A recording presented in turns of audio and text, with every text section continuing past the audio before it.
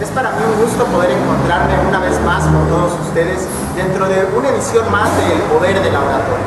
En esta ocasión tenemos la oportunidad de contar con el programa de tipo Compartiendo Perspectivas y tenemos aquí con nosotros al maestro Jesús de la Torre Montúfar, quien es, además de un experto dentro del área de la oratoria, campeón nacional de oratoria, perteneciente también a la emblemática generación de jóvenes en espiral, que fue una de las principales de oradores a nivel nacional, además autor de esta obra que vino a presentar al estado de Yucatán a través del Foro Nacional de Oradores José Muñoz Ibáñez. Maestro, un gusto contar con su presencia. Te agradezco mucho, estamos ahí con mucho gusto. Es entonces que tenemos la oportunidad de hablarles un poquito de la actividad que hemos realizado en este evento. Aquí pudimos estar en la Universidad Pedagógica Nacional para poder comentar la obra del maestro Montúfar, en donde se pueden tocar diferentes puntos importantes dentro de lo que es la oratoria, y hay también una parte muy propositiva de la obra en donde nos invitan a tratar de revalorizar la oratoria y tratar de entender a través de esos discursos que él presentó durante toda su vida cómo es que nosotros como oradores debemos de consolidarnos en este maravilloso arte. Maestro, ¿qué fue lo que le inspiró a tratar de escribir esta obra tan importante? Son muchas cosas, mira. Cuando uno lleva muchos años metido en el terreno de la oratoria, tienes muchas experiencias y dentro de ellas el contacto con otros jóvenes, con otras personas que están compitiendo como tú. Y en este proceso te vas preparando, vas leyendo, vas practicando y vas teniendo muchas dudas. Entonces, en mi etapa de formación, yo fui comprando todos los libros de oratoria que encontré, libros viejos, libros clásicos, libros modernos, y ahí fui encontrando recetas de cómo mover las manos, cómo respirar, cómo elaborar un discurso, etc. Pero ya en la práctica de la oratoria, ya en la tribuna, en el enfrentarse al público, había muchas cosas que los libros no decían, muchas experiencias que uno debió ir aprendiendo a golpes. Yo recuerdo muy bien que de repente, si conocía a uno algún jurado en un concurso, de repente le decía, oye, cuando no ganaba uno, ¿qué fue lo que hice mal? Y el jurado decía, es que te faltó contenido. Entonces se iba uno a preparar, a estudiar, leer, hacer discursos con mucho contenido. Venía el siguiente concurso y hacía uno el discurso con un gran contenido, una gran información. Y de repente el resultado era que nuevamente no ganabas. Ibas con ese jurado amigo, conocido, y le preguntabas, oye, ¿y ahora por qué no gané si tuve mucho contenido? Dice, es que te faltó emoción. Entonces te ibas, te preparabas, estabas listo. Llegaba el siguiente concurso, participabas muy fogoso y el resultado era, en esta ocasión, que no ganabas. Y entonces ibas y le preguntabas, ¿y ahora qué pasó? Te decía, es que te pasaste de emoción. Entonces había demasiadas cosas que uno no entendía y que sobre la marcha, a golpes, fue uno entendiendo. Una primera intención del libro, ya en la etapa que me tocó jugar como jurado de muchos certámenes de oratoria a lo largo del país, es que los jóvenes se acercan nuevamente a uno y te dicen, oiga, ¿cómo puedo mejorar como orador? Y uno trata de explicarles, trata de hacerle observaciones, pero en determinado momento pensé que quizás poner el modelo de discurso, que a mí me parece que puede ser idóneo, podría ser de mucha utilidad para las nuevas generaciones.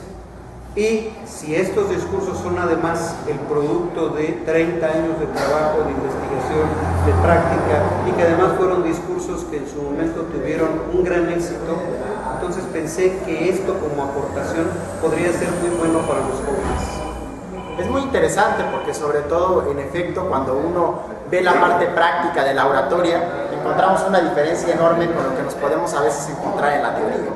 Y entonces aquí este libro narra de una gran forma cómo el maestro Montúfar ha pasado por todas esas experiencias a través de concursos, de ponencias, de conferencias que le ha impartido. ¿Por qué en este caso esta obra que usted nos presenta tiene ese título tan particular, El último aplauso? La nostalgia grandilocuente. Preciso porque surge de un momento de nostalgia, una doble nostalgia. Por un lado, la de darme cuenta en el terreno personal de que los oradores hemos sido desplazados del lugar que jugábamos, del rol que teníamos dentro de la sociedad. Ya no es el tribuno de la antigüedad al que se reunía la gente en la plaza pública para escucharlo, ni es el joven que quiere hablar a nombre de Atenas, de Grecia o ahora de México, sino que el orador ha sido relegado ante, podríamos llamar, una especie de descrédito de la palabra, cuando la palabra discurso suena a choro, a rollo, a cuestiones mareadoras o a somnolencia. Entonces pareciera que el oficio de orador está condenado a desaparecer. Entonces, de ahí el título, El último aplauso. Pareciera que los oradores ya estamos recibiendo el último aplauso que nos toca y que ha llegado el momento de la nostalgia. ¿Por qué? Porque el ciudadano ya no está en las plazas escuchándonos.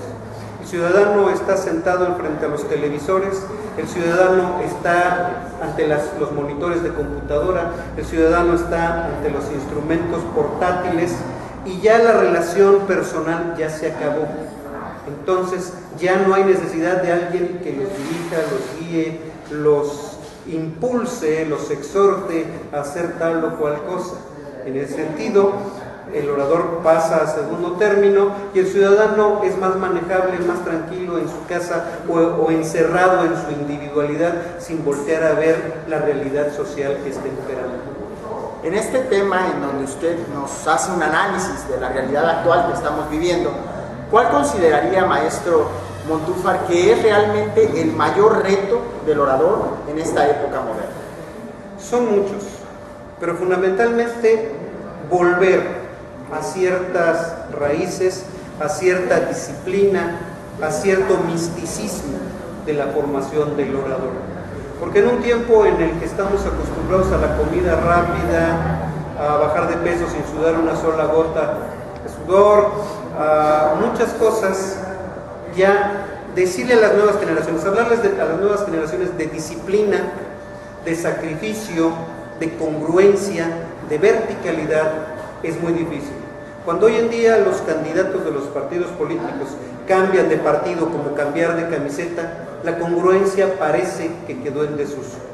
Entonces, en estas tendencias que estamos viviendo de los 130 caracteres, de la inmediatez, en la que la gente ya no tiene la atención para atender un asunto más de 3 o 4 segundos, el hecho de que el orador tenga que dirigirse a estos nuevos escenarios, a estos nuevos públicos tan efímeros, es un gran reto, por un lado. Pero por el otro, recuperar la verticalidad. Que, como dijera Jaime Torres Bodet en algún momento, que cada palabra que nosotros pronunciamos tenga el peso de una palabra de honor. Muy interesante, sobre todo porque entonces ahí ya estamos hablando también de lo que es la importancia que se recuperen los valores y las virtudes dentro de la misma oratoria. Aquí es muy importante sobre todo hablar de liderazgo. ¿Cuál cree que es la situación de liderazgo que debe ocupar un orador al interior de la estructura social en la que vivimos? El orador es, en primera instancia, una persona, decíamos, disciplinada, una persona que ha leído, una persona que ha reflexionado. Decíamos que el orador debe no leer libros, sino devorar bibliotecas, y ahí ser una persona culta. La ignorancia no puede ser un atributo del orador, pero además no basta con ser docto de los libros, porque podríamos quedarnos en un analfabetismo de la vida, de la realidad. Si estamos atrapados en los libros todo el tiempo y no volteamos a ver nuestra realidad, estaríamos cayendo en un grave error. Entonces el orador tiene que voltear a ver su mundo, tiene que voltear a ver las necesidades sociales, que todavía existen muchas, y entonces empezar a reflexionar cuáles son los caminos que debemos adoptar para darle solución. El orador es un utopista, tiene un ideal, una idea de sociedad que lograr, donde a lo mejor haya menos hambre, menos analfabetismo, etc. Pero tiene una ventaja enorme, tiene un gran ejército que puede ayudarle a hacer realidad su utopía, que son todos aquellos que le escuchan en los escenarios en los que se presentan y que solo están esperando que a ellos, como a Lázaro, les diga: levántate y anda.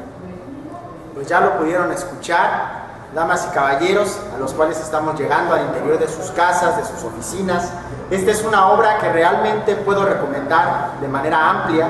Aquí tenemos años de vida, de experiencia, de esfuerzo, de constancia de parte del maestro Jesús Montúfar, y en realidad creo que es bastante útil, sobre todo para aquellos oradores de esta nueva generación, que se acerquen un poco al pensamiento de estos oradores que ya han logrado consagrarse en tribuna y que además, gracias a esa generosidad, porque hay que decirlo, siguen contribuyendo todavía con la formación de la oratoria a nivel nacional.